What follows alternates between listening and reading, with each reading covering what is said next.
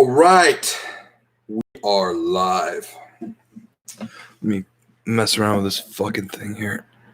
There we go. How's everyone doing? Happy Memorial Day. We are recording live on May 25th, 2020, also known as the year of the thing that's happening. I am your host, Nerdy Nick 91, and today I'm going to be talking about some stuff. I'll wait for more people to get in. Get in the chat. Get in the viewing party. Let's see. Got one person on right now. I'm assuming that means it's just me. I'm going to go ahead and share this and let the people know I'm live. My channel. Let's see. Here we go. Share. Let's copy that link. Post it on my Facebook. Hey, thanks for letting me know I'm live, YouTube. Come join me and hang out on this chill evening.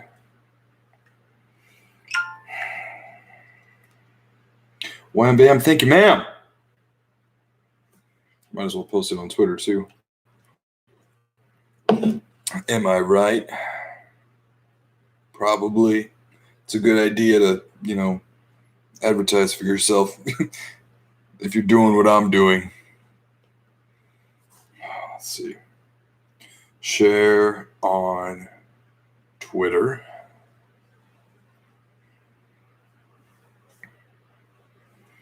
Cool.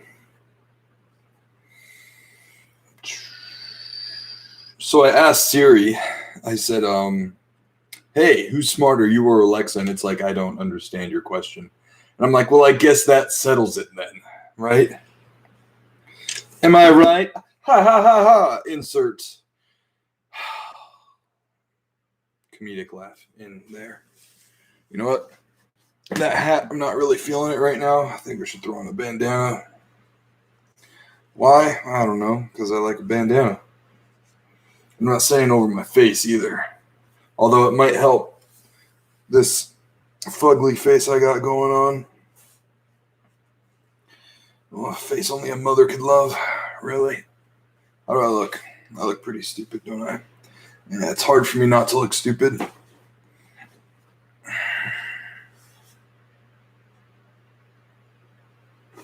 Yeah, maybe I'll put the hat back on because I look a little fucking dumb. Oh, yeah. Oh, yeah. Oh yeah. All right. Well, anyways, just going to be a video on the channel anyways because I'm going to leave it as such, and that's kind of the whole purpose. I didn't really feel like editing a video and throwing it up and, whatever today, so this is like the only me time I've had all day. Man, yeah, I worked out and whatever, but, shit.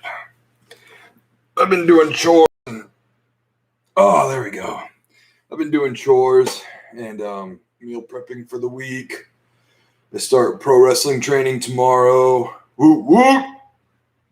But anyways, let's just get into the nitty gritty dilly dally subject here at hand. All right, I rented Birds of Prey and the DC animated feature Justice League Dark Apocalypse War this past weekend.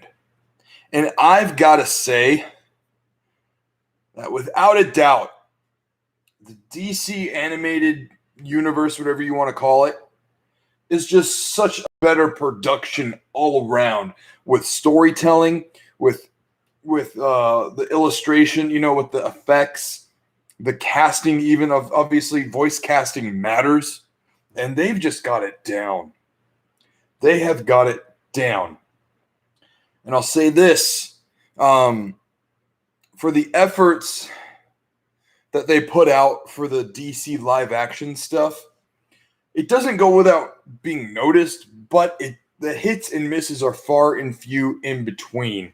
I'll say that. The DC live action stuff, it's just not consistent. You've got a movie like Aquaman that surpassed $1 billion in the box office, but then you get the Justice League and it can't even do that with the entire ensemble.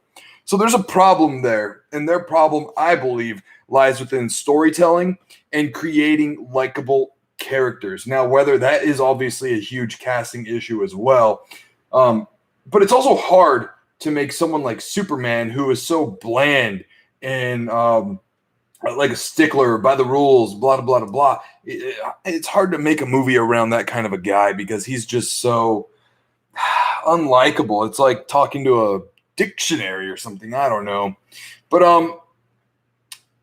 we're talking about Birds of Prey. So let's just go ahead and start with Birds of Prey. I thought the movie opened up unique, kind of funny with the whole animated scene and whatnot, explaining how, where she started, when she was born, and then she became an adult, met the Joker, et cetera, et cetera. Then her and the Joker broke up or whatever, and that's the whole emancipation of one Harley Quinn. This movie felt like it was like a half step. I thought Suicide Squad was okay. It was interesting. They had a good ensemble. I think they probably had better chemistry than the Justice League film did, in my opinion. But this movie felt like a step backwards as far as the importance of it and what they were trying to do for the DCEU. I feel like the DCU or whatever is just in shambles. I mean, obviously that's nothing new. But all right, so this movie, I'll go over some points here. I'm just freeballing it right now. I didn't write notes or anything just because I have many things to say about this. But this movie centers around Harley Quinn and this little girl who swallowed a diamond. This little girl who had swallowed a diamond is a little Asian girl that you've seen on the covers of everything regarding the movie or the poster or whatever. She's a pickpocket. Well, she pickpockets the wrong guy at the wrong time, right? So the reason why this diamond is so important is because it holds valuable banking information to this family who was gunned down, right? And they were a rival mafia gang. They were the biggest gang or whatever, the richest or whatnot. Black Mask had ordered a gang member or gang organization to kill them so he could get their money, right? Well, he had finally located where this diamond was because, in the diamond, like in one of the cuts, it's got like the banking information. He finally gets it. Black Canary, who was his driver at the time, and his sidekick, I can't remember his name, his right-hand man. They get the diamond. Little girl pickpockets the guy who has the diamond, and then she swallows it because she gets arrested, right? So this movie centers around Harley Quinn, and this girl about this diamond. This movie could have happened and been completely fine if Harley Quinn was not in it. My problem's not with Margot Robbie and her acting, her portrayal of Harley Quinn. I think she actually is a very good Harley Quinn. When you watch the film, and I don't want to do too many spoilers because this movie, it was out, and it had its time in the theaters, but it just came out on Redbox, so there's going to be people who miss it in the theaters. Trust me, there's a lot of people who didn't see it in the theaters. Check the box office earnings. But Harley Quinn really didn't have a place in this movie. The first half of the movie was about her and how she's dealing with the breakup from Mr. J. Puddin', and how she's handling it and whatever. In the movie, it's like an hour and 46 minutes long, but it feels like it's 2.5 hours because it just drags on. There's some shit in there that just didn't need to be. So, anyways, the true person who this film should be revolving around is the Huntress. The Huntress, everything revolves around her family. The Diamond, she's a little girl that escaped. I guess I'm going spoilers here. Her family is the mafia family that got gunned down. She survived. A bad guy who felt sorry or whatever dropped her off at some monastery or whatever, and then she starts to learn and train and blah blah blah blah, and then it's her life mission to exact her family's revenge, right? But when you think about the story, right, there's the Diamond, there's the Black Mask, there's the family who got gunned down, there's the girl who's after the revenge. You would think this should be a movie about the fucking Huntress, not Harley Quinn moping around because her and the Joker broke up, which you see like 2 seconds of the Joker and it's not his face. So Jared Leto, obviously, they're trying to just get that out of there. But this should have been about the Huntress, and she's in the movie for like a total of maybe 10, 15 minutes, which is, again, poor direction, really. And not on the director, but I'm saying poor direction and planning. Like, you're setting up this whole universe, and you decide to make this movie about Harley Quinn and all this other really important stuff that's going on, but that's going to be the side story. We're going to focus on our starlet Harley Quinn instead, when we really should be building up Black Canary and the Huntress and that cop that Rosie plays. I forgot her name. And there's a lot of people that are just forgettable in this movie too. Like the cop's name, Rosie Perez, who she plays. I just can't remember. I don't know. My wife and I watched it, and I wasn't trying to like pick it apart the whole time. I was trying to enjoy it for what it was. But I don't know, dude. It's just got a lot.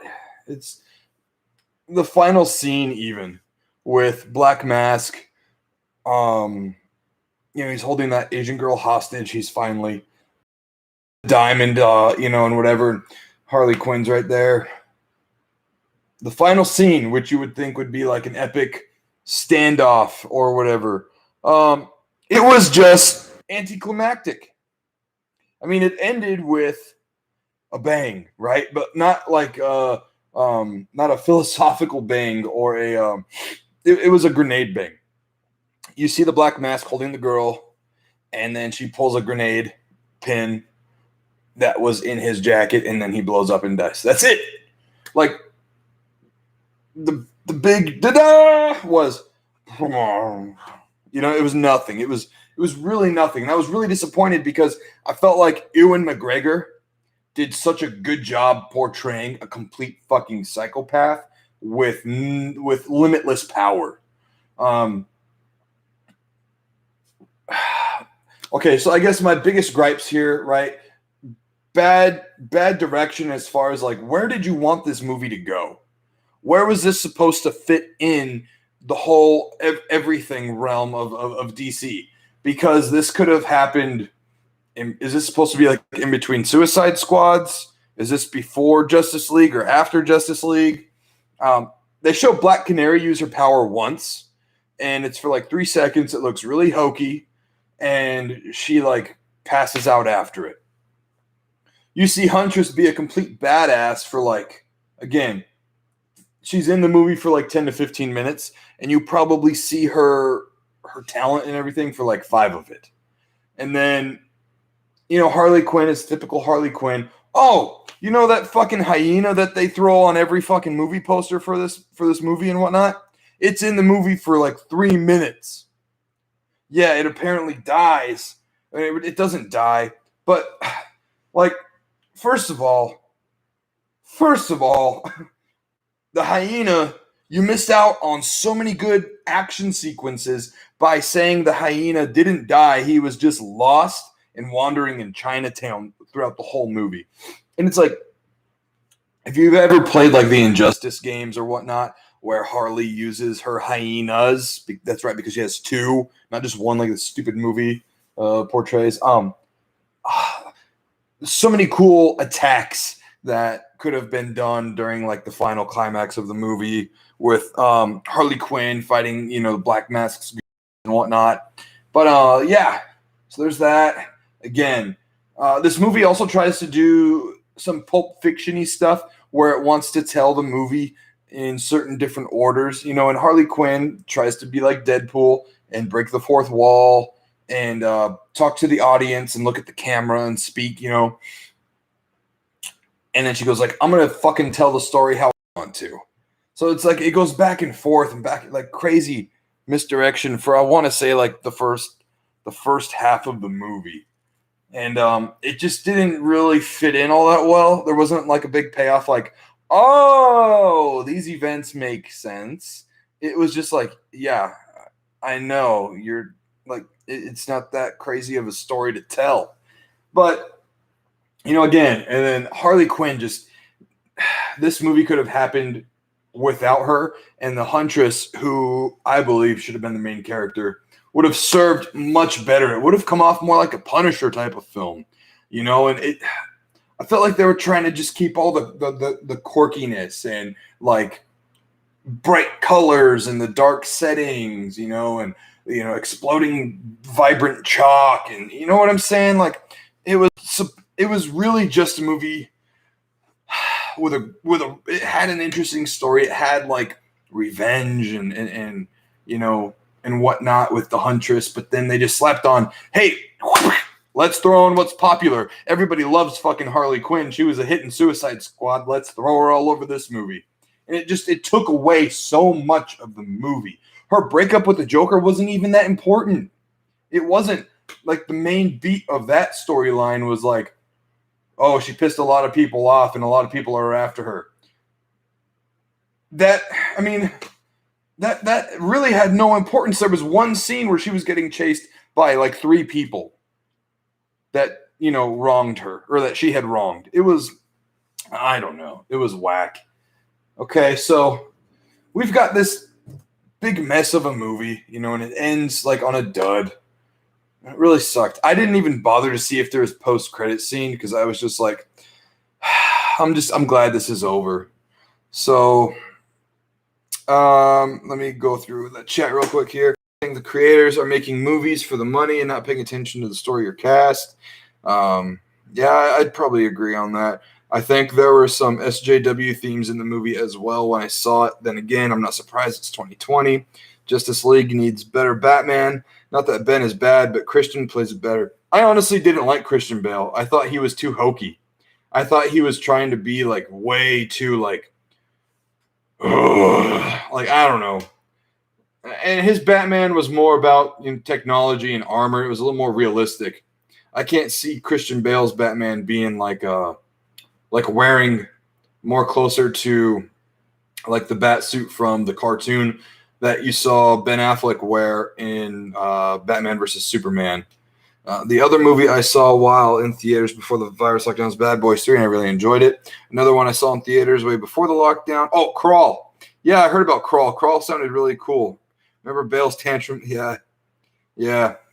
But anyways, so then we've got the Justice League Dark movie called Justice League Dark Apocalypse War, which if you haven't seen or followed any of them, DC has an animated division, it's Warner Brothers Animation, and they do such a great job at the illustrations. They draw these characters like you haven't seen before, and the storylines are very thick.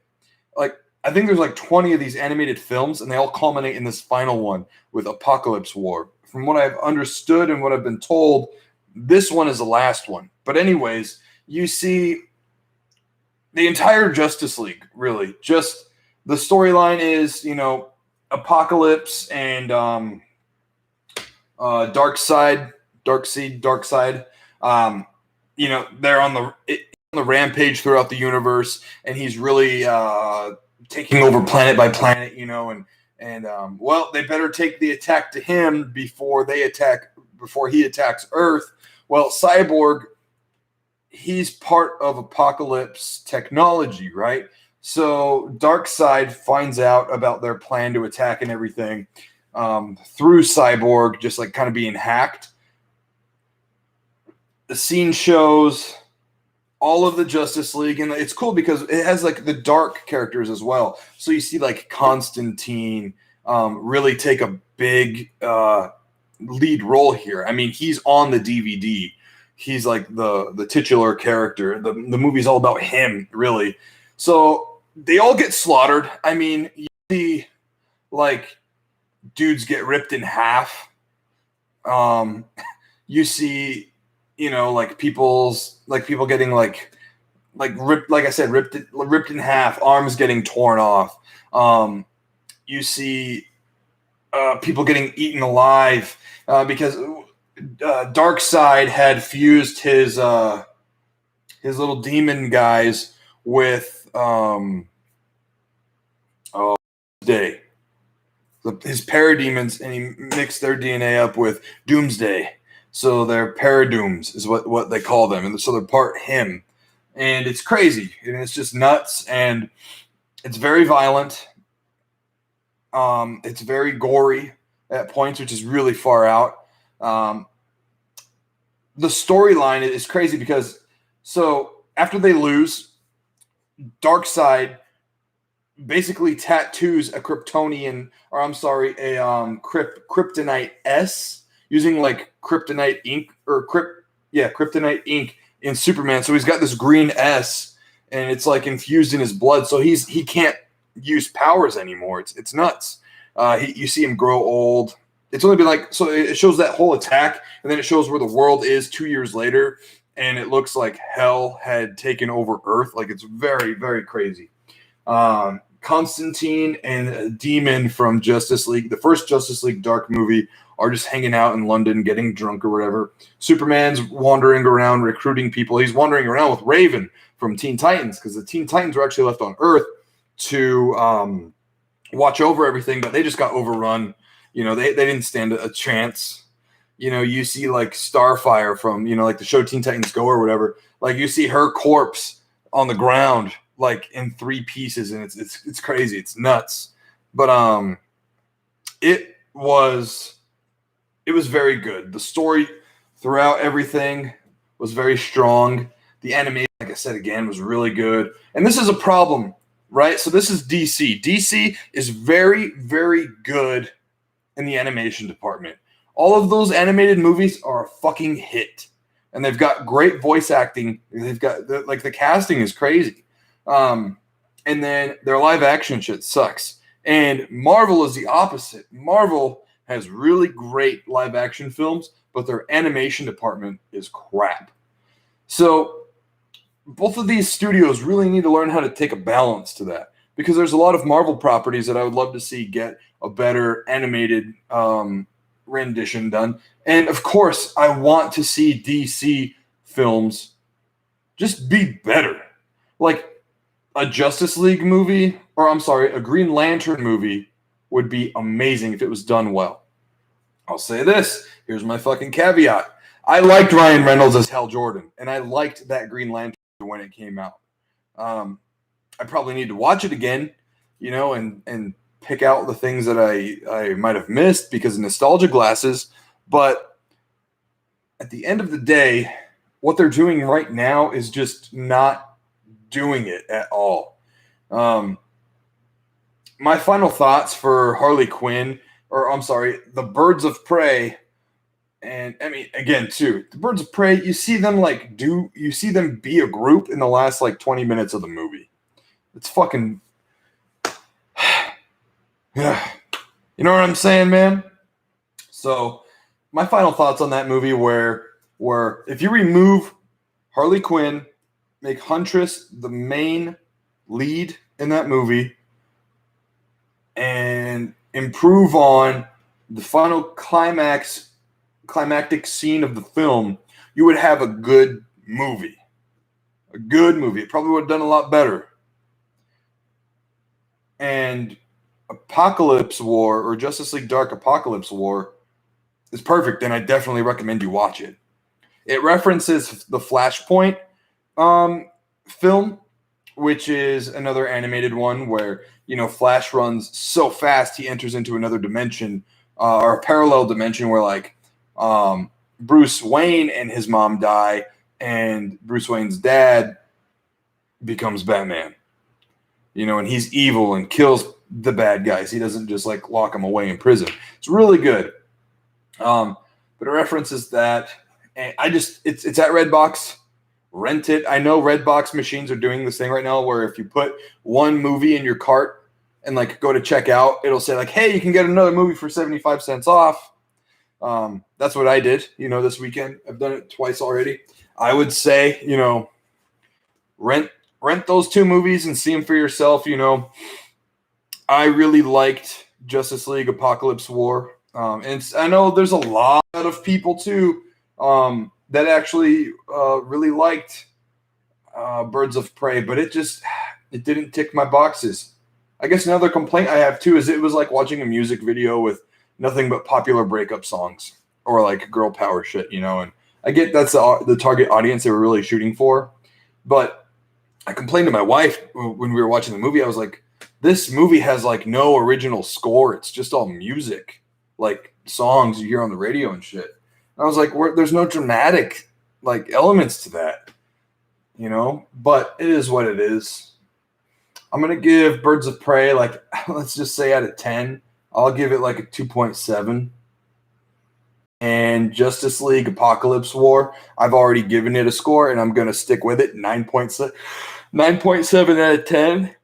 Oh, excuse me. It is worth seeing for sure. But thank you very much, guys, for tuning in and seeing my little rant review of Justice League Apocalypse War versus Birds of A, because it was really just Birds of Prey. Let me know in the comments down below if you've seen these two movies or either one, and I want to know your thoughts on them as well, because maybe you caught something I didn't in Birds of Prey that really might improve the movie or whatever. But as always, guys, stay blessed. Nerdy Nick out. Oh yeah, don't forget to like and subscribe and all that stuff. All right, see ya.